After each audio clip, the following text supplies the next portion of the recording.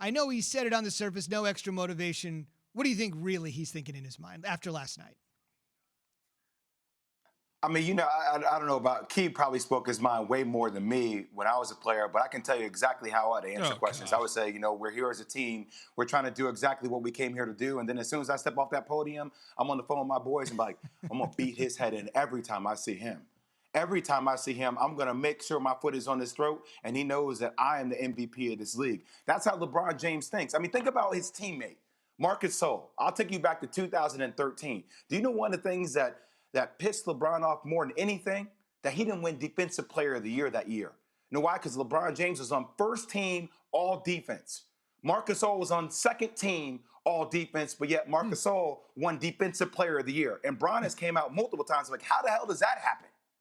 If LeBron is quibbling over Defensive Player of the Year, you don't think he's sitting here at 36 years old, with how many ever years he has left to play in his career, saying that I got an MVP stolen from me by Giannis last year for what I did, and we won a championship. Granted, LeBron wants to win a championship more than anything, but don't get it twisted for 1 second, Key. Do. He want to win every damn award you now. do. You want. I mean, that's why he plays the game. To show up every single game, and you want to prove to people whether it's loud and vocal or silent and on your own. But what I would say about LeBron in that presser at the end of that game, there was little nuggets that was dropped that suggested that I'm the guy y'all gave it to is not. Saying things like, well, he's a great player. He plays, every night I try to play both ends of the floor, both defense and offense. It's just little breadcrumbs that my guy LeBron James likes to drop. If you're smart enough to follow him and pick him up, then you'll understand what he's saying, Jay. The defensive strategy where you only protect the rim and you let teams shoot as many open threes as they want is not going to get it done in this NBA. So I think there's a little bit of criticism for Coach Bud right now, trying to figure out, how you can be defensive, how you can be solid defensively in both of those areas. And the Bucks just not doing that right now. And I think, you look at what Giannis is doing, and it seems like he's trying to figure out what his role is on this team, which is strange. We know that he's been working on his outside shot. There were times where it seemed like he was not driving hard to the hole, which, again, if that's an offense that they're working on, great.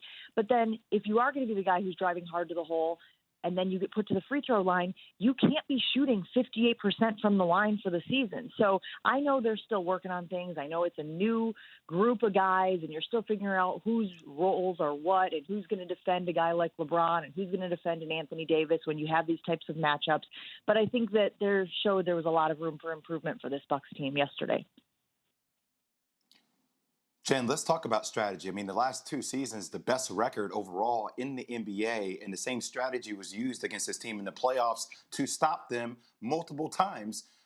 Is this a make or break year for Coach Bud? I think that's fair, Jay. I think it's fair to say that they gave him a shot coming off of this season where they underperformed in the playoffs as well.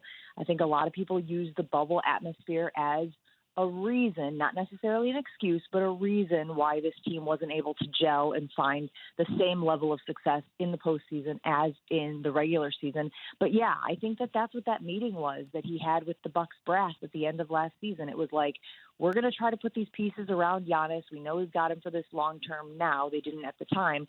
But there is an expectation for him to evolve as a coach. And you're seeing it a little bit, guys. You're seeing guys like Giannis, guys like Middleton playing longer into games. There was so much criticism about the minutes that these guys played in the regular season and postseason last year. But you're seeing them creep a little closer to 40 minutes per game. And I think that at least is showing that Bud is evolving. Now we got to figure it out on the defensive side of things. Jen, if Giannis is a skinny version of Shaq with the dominance he has on the court, does he have a Kobe on this team to help him win a world championship? Or Drew Holiday or Chris Middleton, do they have that in them to be the closers for this team? Kobe is an awfully lofty goal, right? Like, we're talking about one of the greatest players to ever play the game.